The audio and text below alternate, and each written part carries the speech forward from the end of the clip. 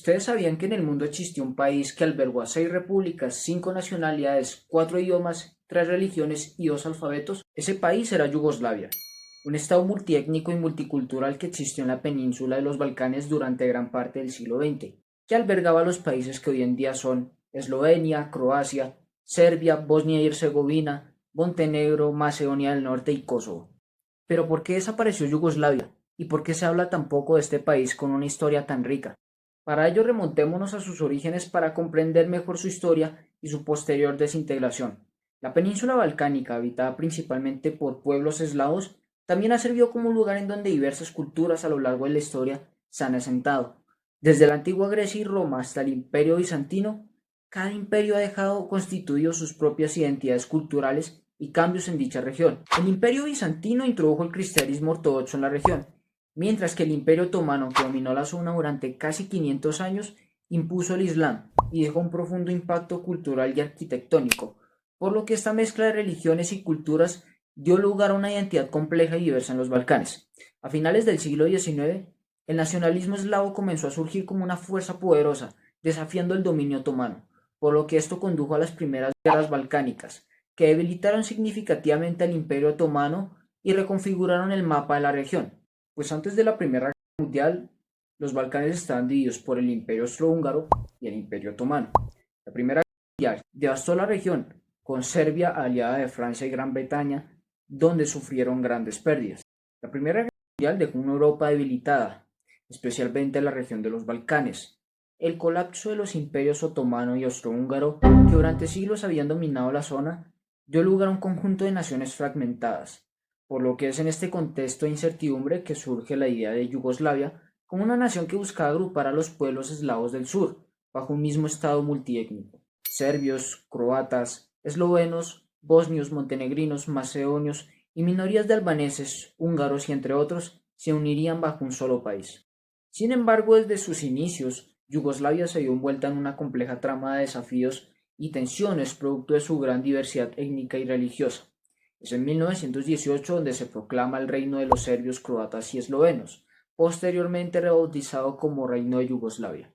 No obstante, el proceso de unificación estuvo lejos de ser sencillo, debido a las profundas diferencias étnicas, lingüísticas y religiosas entre los diversos grupos que componían el reino, ya que dificultaban que se lograra obtener una identidad nacional común.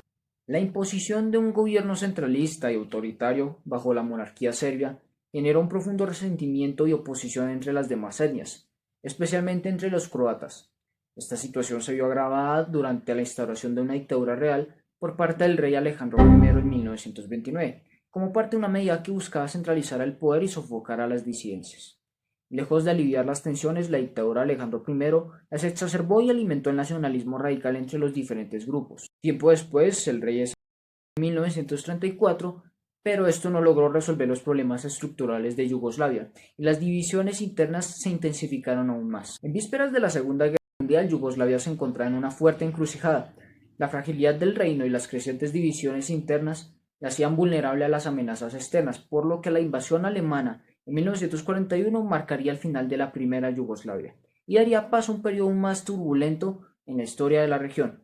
La Segunda Guerra Mundial marcó un cambio radical en Yugoslavia. Tras la invasión del Eje en 1941, el país se vio sumido en una fuerte lucha por su liberación en contra de los nazis. Este conflicto derivó en una guerra civil que fragmentó a la nación, dividiéndola en zonas de ocupación bajo el dominio de las potencias del Eje, lideradas por Alemania e Italia. Alemania ocupó Serbia, Eslovenia, parte de Bosnia y se creó el Estado independiente de Croacia, un Estado títere. Por otro lado, Italia ocupó Dalmacia, Montenegro y algunas islas, Hungría, Voivodina y Bulgaria a Macedonia. Ante la opresión y fragmentación surgieron dos movimientos de resistencia. Los partisanos, liderados por Josip Broz Tito, un personaje importante en esta historia, que era además un comunista croata, en donde abogaban por una Yugoslavia socialista y federalista. Su estrategia se basaba principalmente en la guerra y en la movilización popular. Los checos, inicialmente monárquicos y de tendencia serbia, se dividieron en facciones colaboracionistas con las potencias del Eje y otras facciones que se unieron a la resistencia. La resistencia yugoslava se vio envuelta en una intrincada guerra civil, combatiendo a los ocupantes nacionales, además de los colaboracionistas con el Eje. Los partisanos bajo el liderazgo de Tito se destacaron por su adaptabilidad, organización y amplio apoyo popular. Su triunfo en 1945 fue importante para la fundación de la República Federativa Socialista de Yugoslavia bajo el liderazgo de Josip Broz Tito. Tras la guerra, Tito estableció un modelo socialista único, conocido como el socialismo autogestionario. Este sistema buscaba la participación directa de los trabajadores en la gestión de las empresas y la toma de decisiones. Si bien el régimen de Tito gozaba de un amplio respaldo popular y su lucha se consideraba heroica, también estuvo marcado por la violencia, la represión y las divisiones étnicas. Pese a estas complejidades, el socialismo autogestionario permitió un grado de centralización y autonomía que mantuvo a la federación relativamente estable durante el gobierno de Tito. El socialismo autogestionario, encarnado en la filosofía y el sistema implementado en Yugoslavia bajo el titoísmo, buscaba conciliar la planificación central con la autonomía local, manteniendo un equilibrio entre las diversas etnias del país. Este modelo, como bien lo mencionaba antes, se basaba en la participación directa de los trabajadores en la gestión de las empresas con el objetivo de empoderarlos y así crear una economía más eficiente y justa para responder a las necesidades de las diferentes regiones. En el contexto de la Guerra Fría, caracterizado por esa polarización entre Estados Unidos y la Unión Soviética, Yugoslavia lo que hizo fue optar por un camino de no alineamiento. Esta postura le permitió mantener una relativa independencia política y económica, evitando la dependencia de las potencias hegemónicas. Pero ¿por qué Yugoslavia tomó esta posición? Tras la Segunda Guerra Mundial, Yugoslavia y la Unión Soviética se vieron envueltas en una creciente tensión, debido a profundas discrepancias. Las raíces de este conflicto se hallaban en profundas diferencias ideológicas y geopolíticas, y también personales. Pues la Yugoslavia de Tito lo que quería era promover un socialismo autogestionario, mientras que la Unión Soviética de Stalin defendía un socialismo más centralizado, ya que lo que quería Stalin era expandir la influencia soviética por el resto de los Balcanes, mientras que Tito anhelaba una Yugoslavia independiente, por lo que esta rivalidad entre Tito y Stalin exacerbó las tensiones, haciendo que esta fricción estallara en 1948 cuando Yugoslavia fue expulsada del Comintern, marcando un punto de inflexión en su relación con la Unión Soviética. La Unión Soviética, mediante la propaganda y la presión política, lo que quería era buscar aislar a Yugoslavia y así derrocar a Tito. Sin embargo, en 1953, con la muerte de Stalin, se aliviaron las tensiones, pero la ruptura entre ambos países persistió. Sin embargo, parte de la respuesta a ese aislacionismo soviético, Yugoslavia junto al Egipto de Nasser, India, Indonesia y Ghana, en 1961 fundan el Movimiento de Países No Alineados, como una alternativa neutral frente a las potencias hegemónicas que dominaban el escenario internacional durante la Guerra Fría. Durante el gobierno de Tito, Yugoslavia gozó de un periodo de relativa prosperidad económica y estabilidad política. Sin embargo, a finales de la década de 1970 y durante la década de 1980, la economía comenzó a mostrar signos de debilidad, evidenciados por el aumento de la deuda externa y la acentuación de las disparidades regionales que cada vez eran más latentes. Pero esa era dorada de Yugoslavia se vio truncada con la muerte de Josip Broz Tito en 1980. Con la muerte de Tito se marcó el fin de una era para Yugoslavia. Su liderazgo había logrado unificar a las diversas etnias del país, pero su ausencia lo que creó fue un vacío de poder que desencadenó una serie de eventos que condujeron a la desintegración de este Estado. Las reformas económicas implementadas para enfrentar los desafíos de la posguerra resultaron ineficaces, lo que agravó las tensiones existentes, y a esto también se le suma el resurgimiento de ese nacionalismo étnico reprimido durante el mandato de Tito. La ausencia de un líder unificador, las dificultades económicas y las crecientes divisiones étnicas crearon un caldo de cultivo para la desintegración en la década de 1990. En la década de 1990, Yugoslavia se fractura por líneas étnicas. Los líderes nacionalistas explotaron agravios históricos y fomentaron las diferencias entre los grupos, lo que culminó en una serie de sanciones que asolaron la nación durante esta década. Cabe resaltar que las repúblicas yugoslavas compuestas por diversas etnias con aspiraciones dispares comenzaron a reclamar mayor autonomía e inclusive su propia independencia. Tiempo después de la caída del muro de Berlín y la gradual desintegración de la Unión Soviética, es en 1991 cuando las repúblicas de Eslovenia y Croacia fueron las primeras en declarar su independencia en 1991, desencadenando así una serie de conflictos. Poco después también se uniría Macedonia y Bosnia y Herzegovina. Un hecho que hizo la diferencia en este proceso de desintegración de Yugoslavia fue la guerra en Bosnia de 1992 a 1995, ya que fue una guerra particularmente brutal, con miles de muertos y millones de personas desplazadas.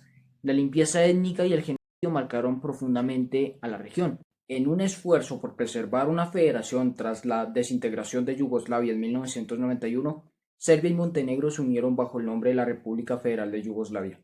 Sin embargo, esta unión no pudo superar las profundas tensiones étnicas y los conflictos existentes, lo que finalmente condujo a su disolución en el año 2003. Ante la magnitud de la crisis, la comunidad internacional, principalmente a través de la OTAN, se vio obligada a intervenir con el objetivo de poner fin a la violencia y proteger a la población civil. Es en 1993 cuando la ONU impone sanciones a la República Federal de Yugoslavia como respuesta a las atrocidades cometidas durante la guerra en Bosnia y Herzegovina, especialmente el brutal asedio a la ciudad de Sarajevo. El objetivo de estas sanciones era presionar al régimen autoritario de Slobodan Milosevic, presidente de Serbia y líder de la República Federal de Yugoslavia, para que pusiera fin a la guerra y aceptara un acuerdo de paz. Milosevic, conocido por su autoritarismo y nacionalismo agresivo, se resistió a las presiones internacionales, lo que prolongó el conflicto y agravó el sufrimiento de la población en Bosnia. En 1995 se firman los acuerdos de Dayton, poniendo fin a la guerra en Bosnia, dividiendo al país en dos entidades. Sin embargo, los conflictos continuaron en otras regiones. En 1998 estalla el conflicto en Kosovo, una provincia autónoma dentro de Serbia, con una población mayoritariamente albanesa, por lo que esta guerra se prolongó hasta 1999, donde las fuerzas serbias se enfrentaron con los separatistas albano-kosovares. La negativa serbia de conceder la independencia de Kosovo aumentó la violencia y llevó a que la OTAN lanzara una campaña de bombardeos contra Yugoslavia. Finalmente, en junio de 1999 se firma el Acuerdo de Kumanovo, que puso fin a la guerra y estableció el despliegue de fuerzas de paz de la OTAN en Kosovo, y el régimen de Slobodan Milosevic, quien gobernó Serbia durante la década de 1990, fue acusado de crímenes de guerra y genocidio, y su régimen llegó a su fin en el año 2000 por medio de manifestaciones masivas. En el año 2003, Serbia y Montenegro, que conformaban la República Federal de Yugoslavia, acordaron una reestructuración de la federación, fundando la Unión Estatal de Serbia y Montenegro, que hizo que se abandonara por completo el nombre de Yugoslavia como país, un nombre que se usó por mucho tiempo, haciendo que esta unión concediera mayor autonomía a cada república. Sin embargo, las tensiones persistieron, pero finalmente en 2006 Montenegro se independizó de Serbia mediante un referéndum y por último en 2008 Kosovo declara su independencia de Serbia, un acto reconocido por la mayoría de los países, pero no por Serbia y muchos otros países, haciendo que la independencia de Kosovo sea un tema bastante controvertido no solo para los Balcanes, sino para el mundo entero, ya que la mayoría de los países en su totalidad no reconocen a Kosovo como un país. Con la desintegración de Yugoslavia, estas cicatrices que dejó su desintegración aún marcan profundamente a los Balcanes. Los conflictos étnicos, la inestabilidad política y las dificultades económicas aún persisten aún en día, y las naciones que conformaban a la antigua Yugoslavia han hecho notables avances de reconstrucción y reconciliación, y también por alcanzar la paz y por buscar esa integración con Europa.